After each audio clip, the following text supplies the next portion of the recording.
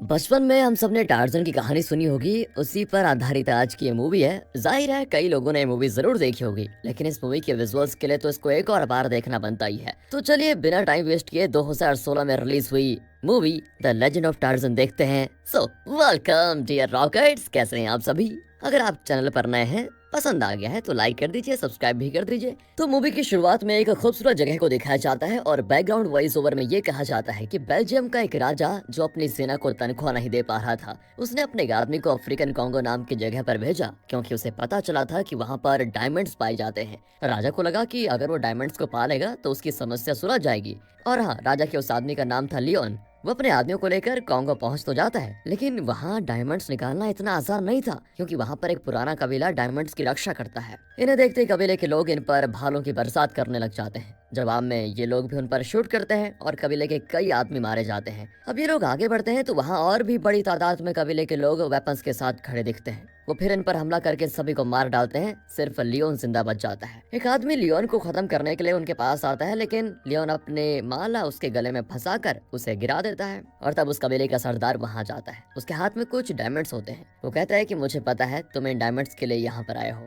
मैं तुम्हें इस प्रदेश के सारे डायमंड्स ला कर दे सकता हूँ, लेकिन उसके लिए तुम्हें मेरा एक काम करना होगा। तुम्हें टार्जन को पकड़कर मेरे पास लाना होगा। मैंने सुना है वो लंदन में है। फिर लियोन भी ये शर्त मान जाता है। यहाँ कट करके टार्जन को दिखाते हैं जो कि लंदन में बस गया है, लेकिन पहले ये देखते हैं कि टार्जन जंगल में कैसे गया और फिर वहाँ से वापस लंदन कैसे आया। एक्चुअली कई साल पहले टार्जन के पेरेंट्स शिप से कहीं जा रहे थे, तो तूफान में उनकी शिप फंस गई और वे बचकर एक जंगल में चले गए। हाँ, उस जंगल से निकलकर जाना उतना आसान नहीं था, जिसकी वजह से उन्होंने कुछ दिन जंगल में ही गुजारना सही समझा। लेकिन अब पता है जंगल है तो जंगल में जंगली जानवरों, बारिश, तूफान, इन सारी चीजों का खतरा हमेशा रहता है। ऐसे में टार्जन के पेरेंट्स कई मुसीबतों का सामना करके जंगल में सरवाइव करने लगे थे, और तब हुआ टार्जन का जन्म। लेकिन जंगल में टार्जन की माँ ठीक से देखभाल नहीं कर पाई और वो बीमार पड़ गई और बेचारी कुछ ही दिनों में चल बसी। उसे दफनाकर जब टार्जन का पिता लौट रहा था तो कुछ गोरिल्लास की नजर उस पर पड़ी। गोरिल्लास को ह्यूमन से चिढ़ होती है, क्योंकि वो जंगल में आकर अंधाधुंध शिकार करते रहते ना, इसीलिए उन्होंने टार्जन के पिता पर हमला करके उसे भी मार डाला। और तभी एक फीमेल गोरिल्ला इनके घर के अंदर आई।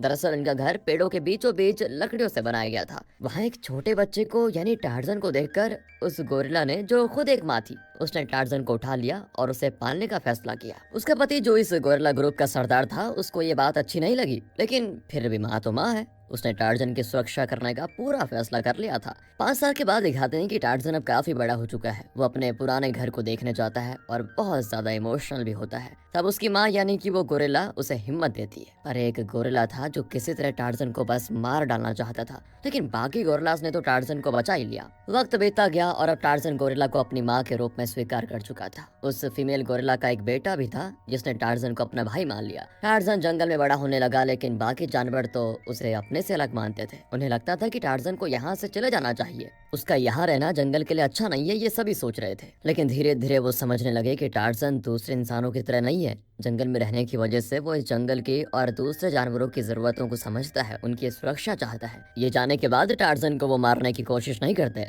इसी बीच मूवी की हीरोइन जेन उस जंगल में आती है, क्योंकि वो वहाँ के कबीले पर रिसर्च कर रही है। टार्जन उसको देखकर छुप जाता है, लेकिन वो कहती है, मैं जानती हूँ तुम इंसान हो, बाहर आ जाओ। टार्जन बाहर आकर उसे सूंघता है, क्योंकि जानवर स्मेल के जरिए अपने और परायों के बीच अंतर जान पाते हैं ना, इसीलिए। तब एक गोरिल्ला, जिसे इंसान बिल्कुल भी पसंद नहीं होते, वो चेन पर हमला कर देता है, लेकिन टार्जन उसको बचा लेता है। पर गोरिल्ला टार्जन को खूब मारता है और टार्जन पूरी तरह घायल हो जाता है। अब टार्जन की जान बचाने के लिए जेन उसे शहर लेकर आती है और वहीं उसका इलाज भी होता है। जब टार्जन ठीक हो जाता है तो वो जेन के साथ शहर में बस जाता है, जहाँ टार्जन को वो अपनी भाषा भी सिखाती है। फिर इन दोनों की शादी हो जाती है। अब जंगल से आने के 8 साल के बाद दिखाते हैं कि वहाँ का प्राइम मिनिस्टर टार्जन के साथ एक मीटिंग करता है। वो बताता है कि बेल्जियम के राजा ने तुम्हें अफ्रीकन कॉन्गो के उस कबीले पर रिसर्च करने के लिए बुलाया है और ये न्योता भी भेजा है। लेकिन टार्जन साफ मना कर देता है कि मैं वहाँ नहीं जाऊंगा, कहकर वो बाहर आ जाता है। तब उसे जॉर्ज नाम का एक आदमी रोककर कहता है कि बेल्जियम का राजा जरूर कुछ गलत कर रहा है। लगभग 7 साल से कॉन्गो बेसिन उसके हाथ में है, पर न जाने उसका राज कैसे चल रहा है, पैसा कहाँ से आ रहा है पता नहीं। यहाँ तक कि उसने रेलवे का रास्ता भी रोक के रखा हुआ है। हमें शक है कि वो कबीले के लोगों से गुलामी करवा रहा है। अगर तुम ये न्योता स्वीकार करके वहाँ गए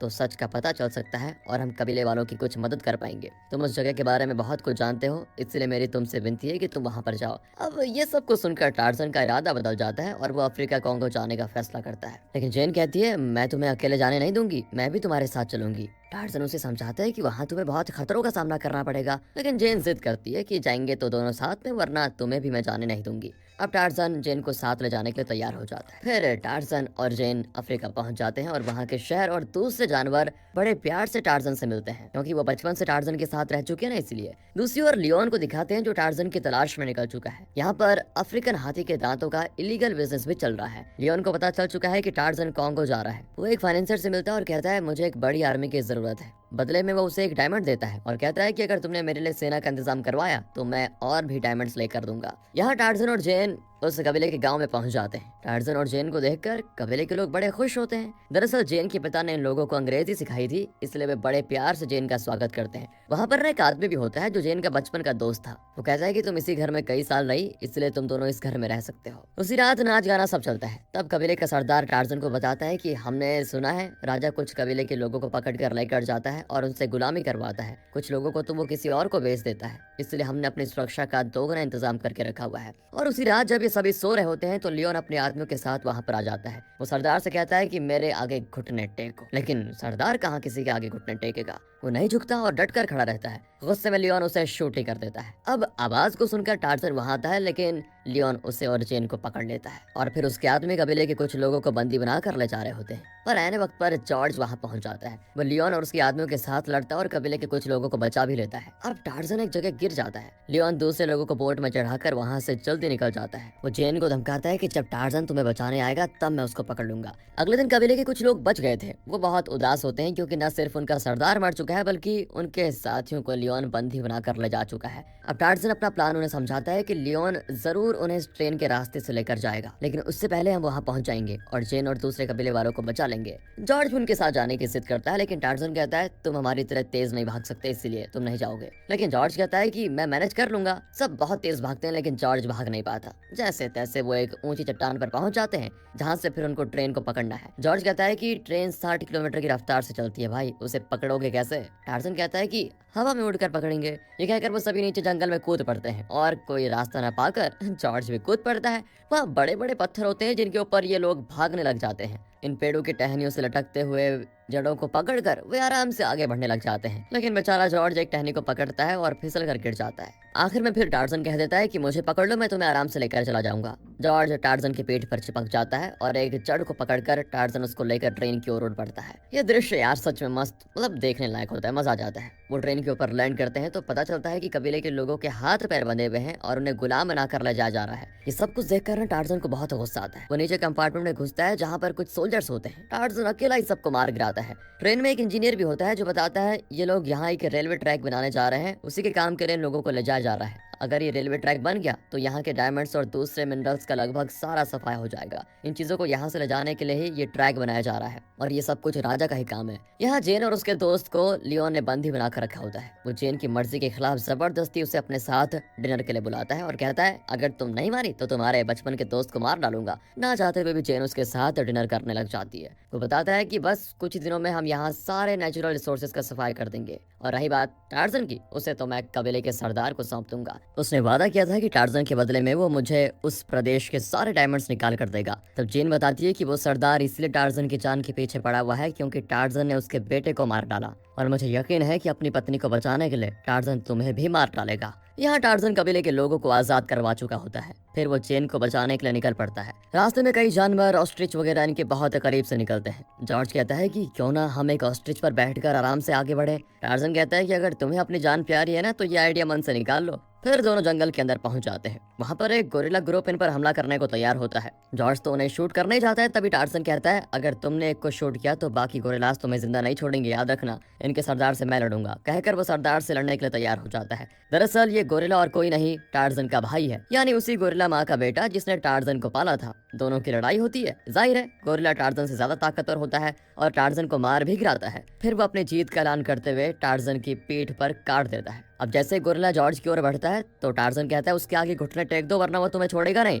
जॉर्ज वैसा ही करता है तो गोरिल्लाज वहां से चले जाते हैं। अब टार्जन के घाव को सीलने के लिए वो बड़ी चींटियों को घाव पर छोड़ देते हैं और जब वो काटती हैं तो उनके सर को काट दिया जाता है जिससे कि घाव पर सिलाई हो जाती है। उसी रात वहां पर कई हाथी भी आ जाते हैं लेकिन ये सब टार्जन के बचपन के साथी हैं। वे टार्जन से बड़े प्यार से मिलते हैं। यहाँ बोट में जेन को चेन से बांध कर रखा होता है और उसके दोस्त को पिंजरे में। जेन और उसका दोस्त कबीले की भाषा में बात करने लगते हैं तो गुस्से में लियोन का आदमी जेन के दोस्त का पिंजरा पानी में गिरा देता है, लेकिन तभी जेन उस पिंजरे की चाबी छीनकर पानी में कूद पड़ती है और जब वो पिंजरे को बाहर निकालते हैं तो पता चलता है कि जेन अपने दोस्त को बचाकर ले जा चुकी है। वो अपने दोस्त को लेकर किनारे पहुंच जाती है तो वहां पर देखते हैं कई हिप्पोपोटेमस होते हैं जो इन पर हमला करने लग जाते हैं। उनसे बचकर दोनों जंगल के अंदर भागते हैं। जेन कहती है कि तुम जाकर अपने आदमी को लेकर आओ जल्दी, कहकर वो जंगल के अंदर भागने लग जाती है, लेकिन उसके सामने एक और गोरिल्ला ग्रुप आ जाता है। जेन जानती है कि इनके सामने घुटने टेक दिए तो गोरिल्लास कुछ नहीं करेंगे। वो चुपचाप घुटने टेक देती है, लेकिन तभी लियोन अपने आदमियों के साथ वहां पर पहुंच जाता है। वो जेन को धमकाता है कि अगर तुम नहीं आई तो मैं सभी गोरिल्लास को शूट करवा दूंगा,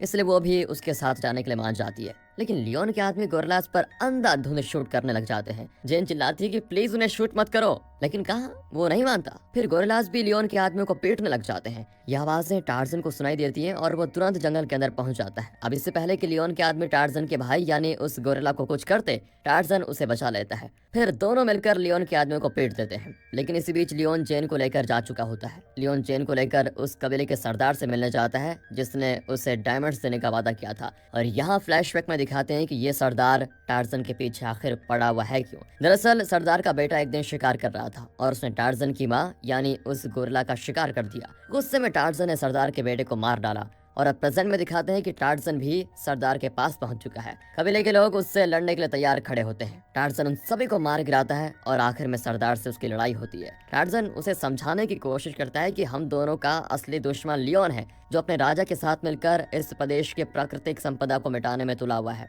पर सरदार उसकी एक नहीं सुनता। आखिर में टार्जन उसके गले पे चाकू दबा देता है और कहता है तुम्हारे बेटे ने मेरी माँ को मार डाला इसलिए मैंने तुम्हारे बेटे को मारा। सरदार कहता है कि वो छोटा लड़का था, उसे क्या पता था कि वो तुम्हारी माँ है। तो इस पर टार्जन कहता है कि उस वक्त मुझे और कुछ नहीं सूझा, गलती मेरी थी, इसके लिए मुझे माफ कर दो, लेकिन फिलहाल हमें मिलकर लियोन का मुकाबला करना है। तब जॉर्ज वहाँ पर आता है और सरदार को समझाता है कि तुम्हें क्या लगता है कि लियोन तुमसे डायमंड्स लेकर चला जाएगा क्या? नहीं, वो सैनिकों को यहाँ ले आएगा। सिर्फ डायमंड्स ही नहीं बल्कि यहाँ की पूरी प्राकृतिक संपदा खाली करवा देगा। यही नहीं, हाथी के दांतों का इलीगल बिजनेस भी करेगा और तुम्हारे कबीले के लोगों को बंदी बनाकर लेकर जाएगा और उनसे गुलामी करवाएगा। क्या यही चाहते हो तुम? सरदार उसकी बात समझ जाता है और टार्जन को छोड़ देता है। अब टार्जन और जॉर्ज देखते हैं कि लियोन लगभग 1000 सैनिकों को यहाँ पर लेकर आ चुका है और भी कई हजारों सिपाहियों को लेकर आ रहा है। अब इतनी बड़ी सेना का मुकाबला तो हम कर नहीं सकते, मुझे अपने दोस्तों की मदद लेनी होगी, कहकर टार्जन अपने साथियों को लेकर आ जाता है, यानी सारे जंगली जानवरों को। शेर से लेकर जंगली सांड तक हर तरह के जानवर सेना पर हमला बोल देते हैं और वो भी उस वक्त जब वो आराम कर रहे थे।